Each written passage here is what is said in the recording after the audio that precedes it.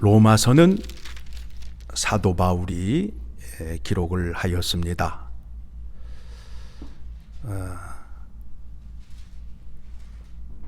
로마서의 내용을 우리가 잘 알아야 우리가 받은 믿음이 흔들리지 않습니다. 사도 바울이 얼마나 똑똑하고 세상적으로 학식이 뛰어난 사람인 것을 우리가 이미 알고 있습니다.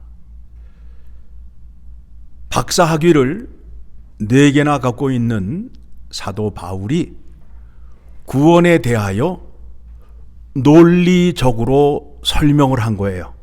논리적으로 설명한 거예요. 우리는 구원 그러면은 코끝이 찡하고 눈물이 핑 도는 것으로 알고 있는데 로마서의 내용은 그렇지 않아요. 구원에 대하여 논리적으로 설명해서 구원이 무엇인지를, 왜 구원이 필요한지를 로마서 1장 2장에서 말씀을 하였고, 그 다음에 그 구원이 어떻게 우리에게 임하였는지를 말씀하셨고, 또 어떤 방식으로 그 구원을 주었는지, 또 그 구원이 얼마나 안전한지, 또 그 구원을 받은 사람은 어떻게 살아야 하는지에 대한 내용이 로마서 1장에서부터 16장까지에 있습니다. 그러니 여러분이 로마서의 말씀을 잘 알게 되면 믿음이 흔들리지 않아요. 믿음이 흔들리지 않아요. 좋은 날은 믿음이 확 업되었다가 비가 오고 바람 부는 날은 믿음이 다운되는 게 아니라 하나님의 구원의 은혜를 지식으로 진리로 알 때에는 바람이 좋든 날씨가 좋든 날씨가 나쁘든 상관이 없이 그 믿음을 지식으로 알므로 인하여 흔들리지 않는다는 거예요. 여러분이 구원에 대한 지식을 바로 알고 있으면 어떤 목사가 설교를 하더라도 흔들리지 않아요. 왜냐하면 성경에서 말하는 진리의 말씀이 내 안에 있게 되면 생명의 말씀을 할 때에는 그 말씀이 생명의 풍성함으로 나타나고, 또 다른 거짓의 말씀이 내게 들어오게 되면 그것을 분별하여 거부할 수 있는 능력이 내 안에 있기 때문에 그렇다는 거예요. 그렇다는 겁니다. 자, 오늘 6장의 말씀을 살피게 되는데 6장에서는 어떤 말씀을 하고자 하느냐 하면, 우리가 구원을 얻었는데 우리의 자랑과 행위로 얻은 것이 아니다. 전적인 하나님의 선물로 구원을 받은 것이다. 그런데 그 선물을 어떻게 받았느냐 하면 예수 그리스도가 십자가에 죽으시고 부활하신 것으로 구원을 받았다. 그 구원이 어떻게 임하느냐? 예수 그리스도의 이름을 믿는 자에게, 예수 그리스도 안에 있는 자에게 그 구원의 은혜가 임하게 된다. 거기까지 우리가 말씀을 살펴보았어요. 그러면 이제 우리가 생각해야 할 것이 무엇이냐 하면, 하나님께서, 성자 하나님과 성령 하나님께서 그 역사하신 그 구원의 은혜를 우리에게 임하게 되는데, 우리는 어떻게 그 구원의 은혜를 받았는가? 5장까지 말씀을 보게 되면 그 구원을 성부 하나님께서 계획을 하시고 성자 하나님께서 그 구원의 계획을 집행하시고 성령 하나님은 그 구원의 은혜를 우리에게 적용시키는 분이시라는 것을 확인하였어요. 그러면 그 구원이 나에게 어떻게 임하였는지, 내가 무엇으로 얻었는지 그것에 대한 말씀입니다. 3절 4절의 말씀을 보게 되면, 로마서 6장 3절 4절의 말씀을 보게 되면 우리가 이미 세례를 받았어요? 안 받았어요? 세례를 받았지요. 여러분, 세례를 왜 받으셨어요? 세례를 왜 받으셨어요? 교회에서 결혼하기 위해서 세례 받으셨어요? 시집 장가 가기 위해서 세례 받으셨어요? 아니죠. 성경이 말하는 세례를 분명히 하시고 믿으셔야 돼요. 세례가 무엇인지. 자, 3절입니다. 시작. 무릇 그리스도 예수와 합하여 세례를 받은 우리는 그의 죽으심과 합하여 세례를 받은 줄을 알지 못하느냐? 그러므로 우리가 그의 죽으심과 합하여 세례를 받음으로 그와 함께 장사되었나니, 이는 아버지의 영광으로 말미암아 그리스도를 죽은 자 가운데에서 살리신과 같이 우리로 또한 새 생명 가운데에서 행하게 하려 하심이라. 세례는 무엇이냐면 예수 그리스도와 연합이에요. 예수 그리스도와 함께 하는 것을 말하는 거예요. 그래서 우리가 세례를 받을 때 이미 성경 공부를 통하여 신앙 고백을 합니다.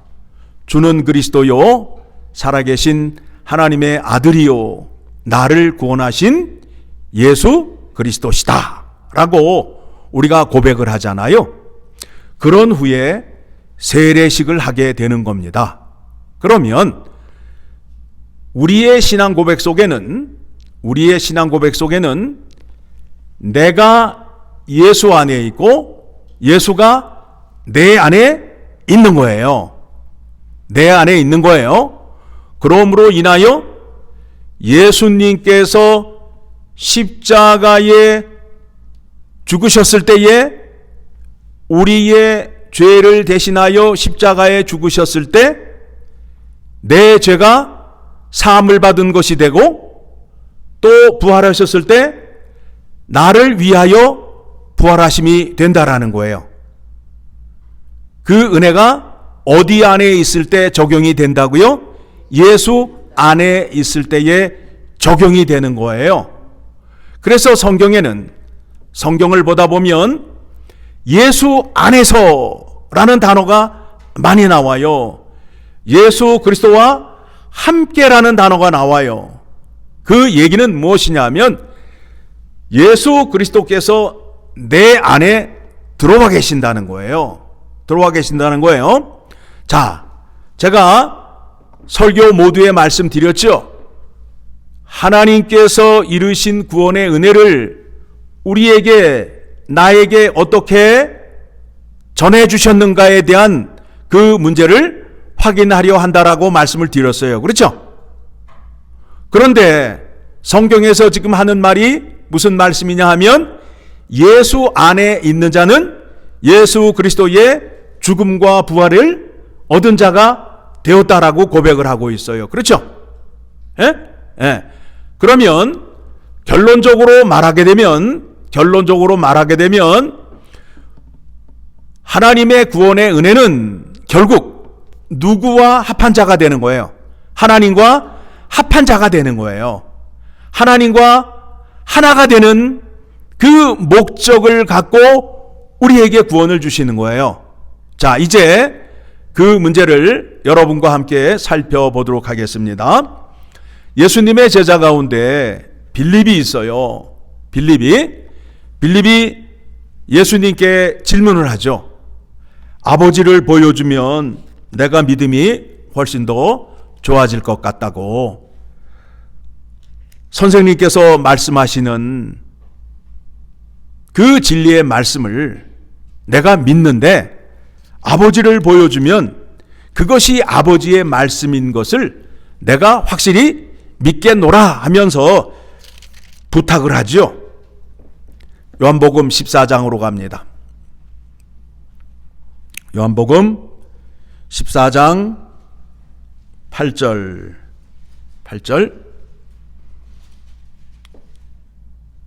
같이 읽습니다. 빌립이 이르되 주여 아버지를 우리에게 보여 주옵소서 그리하면 족하겠나이다. 예수님께서 대답합니다. 예수께서 이르시되 빌립아 내가 이렇게 오래 너희와 함께 있으되 네가 나를 알지 못하느냐? 나를 본 자는 아버지를 보았거늘 어찌하여 아버지를 보이라 하느냐? 무슨 얘기예요? 그 뒤에 이제 나옵니다. 자, 10절 9절까지의 말씀 이해하셨죠? 예수님이 빌립의 질문에 대답하신 것을 이해하셔야 돼요. 나를 보면 아버지가 보이지 않느냐라고 지금 말을 했어요. 자, 10절 시작.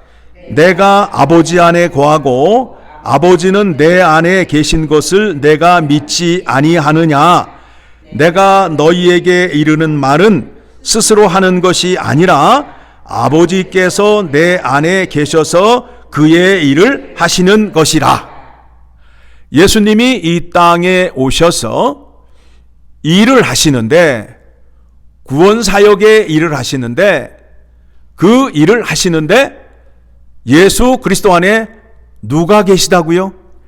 하나님 아버지가 계셔서 아버지의 뜻대로 그 일을 함으로 인하여 내가 하는 일을 보고 아버지를 알 수 있지 않느냐라는 거예요. 자, 하나님을 보면 어떻게 돼요? 죽는다고요. 모세가 하나님의 얼굴을 봤어요, 못 봤어요? 왜 대답이 자신이 없어요? 못 봤어요. 못 봤어요. 모세가 고백을 해요. 신명기에서 보게 되면 내가 하나님의 얼굴을 보지 못하였다. 하나님께서 모세를 시내산에 부르고 어떻게 하셨느냐 하면 하나님의 얼굴을 보여주게 되면 모세가 죽어요, 살아요? 죽잖아요. 확인해 드리겠습니다. 자, 출애굽기 34장을 가게 되면 33장입니다. 33장. 모세가 여호와 하나님께 간구를 합니다. 아버지의 영광을, 하나님의 영광을 보기를 원합니다. 그러니까 자, 18절 말씀입니다. 시작. 모세가 이르되 원하건대 주의 영광을 내게 보이소서. 여호와께서 이르시되 내가 내 모든 선한 것을 내 앞으로 지나가게 하고 여호와의 이름을 내 앞에 선포하리라. 나는 은혜 베풀 자에게 은혜를 베풀고 긍휼히 여길 자에게 긍휼을 베푸느니라.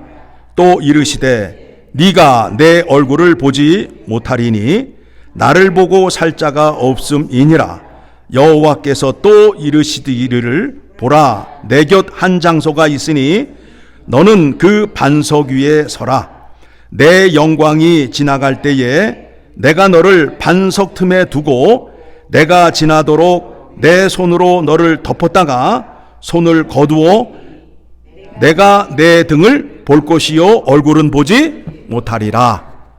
하나님의 영광이 나타났는데 하나님께서 바위 틈에 모세를 넣고 손으로 가리고 영광이 지나간 다음에 뒷모습만 보여줬어요. 왜 그렇다고요? 죽으니까. 그런데 또 그냥 그 봤다고 난리치는 사람들이 있잖아요. 모세는 하나님과 날마다 얼굴을 대면하고 봤다고. 누가 무식한 거예요? 성경에 나와 있는 대로 하는 게 무식한 거예요? 성경 안 보고 얘기하는 건 무식한 거예요? 네, 여러분 그런 설교 듣고 계시잖아요. 지금 또 보여드립니다. 신명기 4장. 모세가 이번에는 직접 고백을 했어요.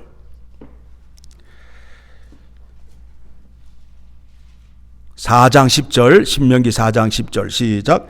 내가 호렙산에서 내 하나님 여호와 앞에 섰던 날에 여호와께서 내게 이르시기를 나의 백성을 모으라. 내가 그들에게 내 말을 들려주어 그들이 세상에 사는 날 동안 나를 경외함을 배우게 하며 그 자녀에게 가르치게 하리라 하매 너희가 가까이 나와서 산 아래에 서서 그 산에 불이 붙어 불길이 충전하고 어둠과 구름과 흑암이 덮였는데 여호와께서 불길 중에서 너희에게 말씀하시되 음성뿐이므로 너희가 그 말소리만 듣고 형상은 보지 못하였느니라.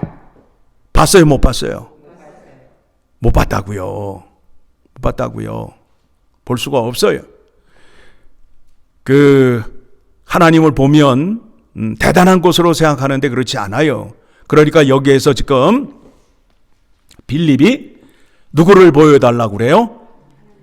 하나님 아버지를 보여달라, 얼굴을 보여달라, 뭐 그렇게 해석할 수도 있지만은 확실한 증거를 보여달라라는 거예요. 그러니까 예수님께서 대답하시기를 내가 하는 일을 보고 내 안에 아버지가 계신 것을 믿지 못하겠느냐. 그러면서 내가 하는 일은 내 안에 아버지가 계셔서 아버지의 일을 하고 있다.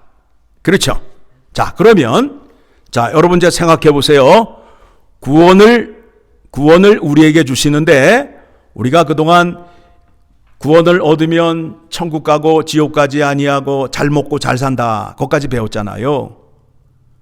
그런데 지금 성경을 자세히 살펴보게 되면 구원에 커다란 목적, 거룩한 목적이 있다는 거예요. 그 목적이 무엇이냐 하면 예수님이 이 땅에 오셔서 공생의 사역을 하시는데 예수님 안에 누가 계시다고요? 하나님 아버지가 계셔서 아버지의 일을 하고 있는 거예요. 자, 그러면 오늘 6장에서 말씀이 무엇이냐면 구원은 그리스도와 연합이다. 그리스도와 연합이다. 그래서 우리가 누구 안으로 들어가요? 예수 그리스도 안으로 들어가잖아요. 그렇죠? 우리를 예수 그리스도 안으로 들어가게 되면 그 안에서 누구를 만나는 거예요? 하나님 아버지를 만나는 거 아니에요? 그러면 하나님 아버지가 내 안에 계심으로 인하여 예수님이 하셨던 일을 우리도 할 수 있을까요? 없을까요? 있지요. 그게 구원을 이루는 목적이에요. 예수님이 이 땅에 오셔서 하늘의 뜻을 선포하시고 그 일을 제자들에게 맡기고 제자들은 이방 땅에 가서 교회를 세우고 교회에서 하나님과 그가 사랑하시는 자 예수 그리스도를 가르침으로 인하여 너희들 마음대로 삼겹살 구워 먹고 369 게임하라고 불러 모았다. 아니면 하나님의 뜻을 세상에 전하기 위하여 불러 모았다. 후자잖아요.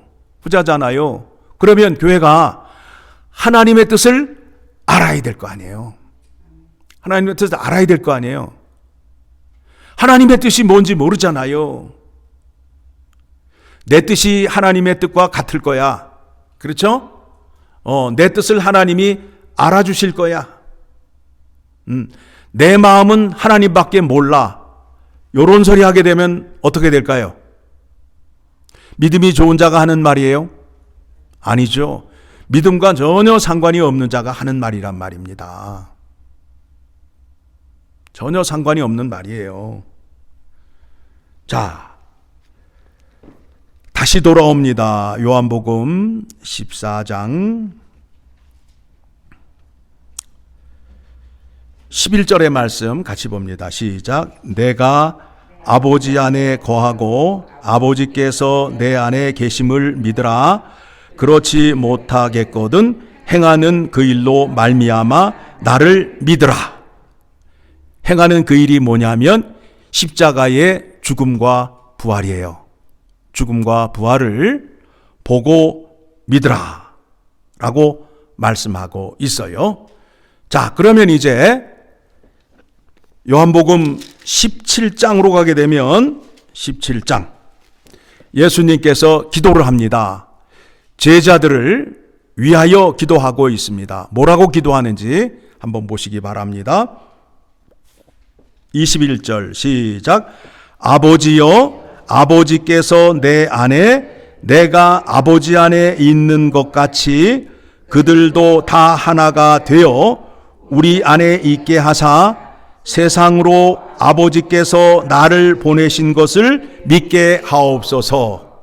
자, 예수 그리스도 안에 들어가서 그 안에서 아버지 하나님을 만남으로 인하여 아버지의 뜻을 배우고 알아서 이제 세상에서 아버지의 뜻을 알리고 행하는 자로 살라고 예수 그리스도의 이름으로 우리를 구원해 주셨어요.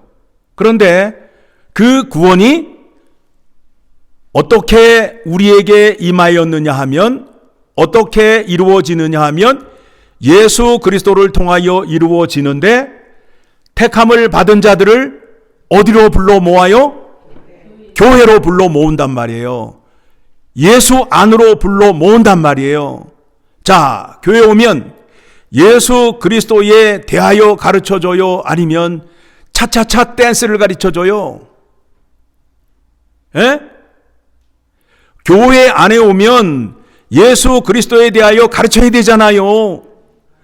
그런데 교회가 주 목적이 한글 학교가 되고 SAT 공부를 가리키는 곳이 되었단 말이에요. 본질에 벗어난 거 아니에요. 그렇죠? 어느 교회가 좋은 교회예요? 한글을 잘 가르쳐주는 교회가 좋은 교회 아니에요, 지금? 그런 교회 많이 모이잖아요. 말이 안 되잖아요, 지금. 예수 안으로 들어와야 되는데, 예수 안으로 들어오게 되면 누구를 만난다고요? 하나님 아버지를 만나. 하나님 아버지를 만나는데 하나님 아버지 앞에 산자로 세워줬다고. 하나님의 말씀을 들을 수 있는 자로 세워주었어. 하나님의 말씀을 보고 들을 수 있고 하나님을 찬양하고 하나님께 예배 드릴 수 있는 자로 만들어 주었다고요.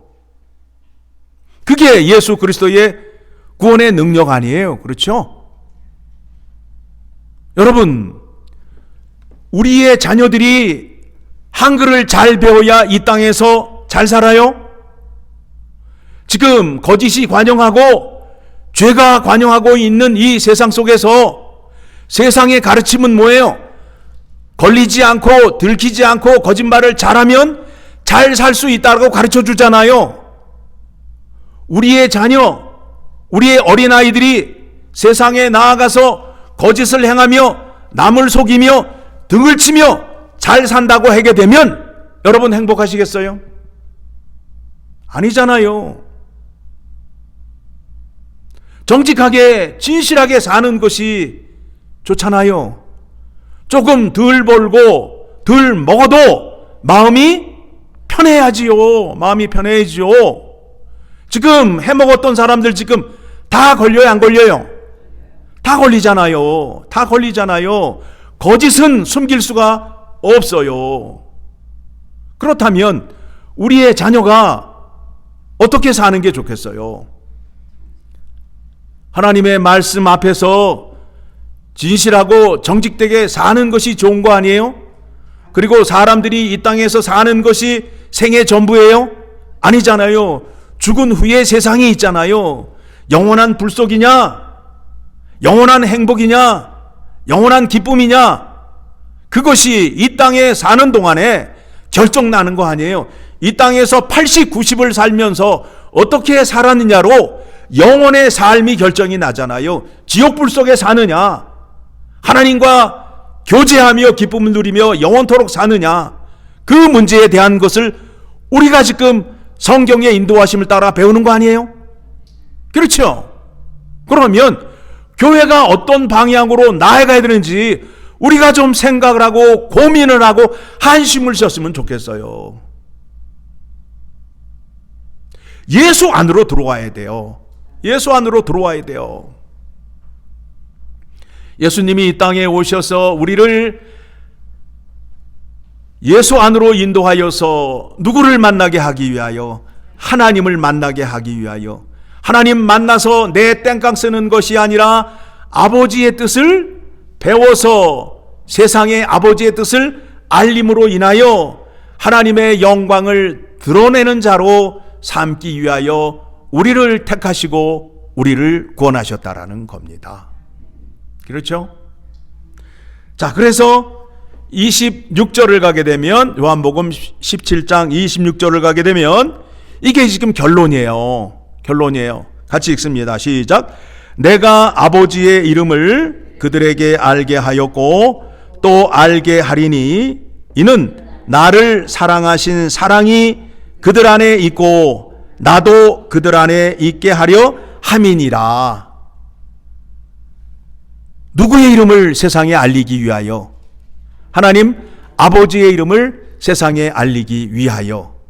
그래서 자, 우리가 주기도문 우리가 구하잖아요. 하나님 아버지께 구하잖아요. 자, 주기도문 펴시기 바랍니다. 뭐라고 기도해요? 하늘에 계신 우리 아버지여, 이름이 거룩히 여김을 받으시오며, 우리가 세상에 나아가서 나로 인하여 하나님의 이름이 거룩하게 되어야 되잖아요. 그렇죠? 너를 보면 하나님이 보이고 하나님의 성품이 보이고 하나님의 영광이 보인다라는 소리를 들어야 된다는 거예요. 그리고 이 땅에 하나님 나라가 이루어져야 될 거 아니에요. 뜻이 하늘에서 이루어진 것 같이 땅에서도 이루어지리이다. 성부, 성자, 성령 하나님께서 이루신 그 구원의 은혜를 이 땅에서 이루어질 수 있도록 누가 몸부림쳐야 된다는 거예요? 예수 안에 있는 자들, 교회 안에 있는 자들이 몸부림을 쳐야 된다는 거예요. 땅에서도 이루어지리이다. 에? 우리의 기도, 이게 누구의 소망이에요?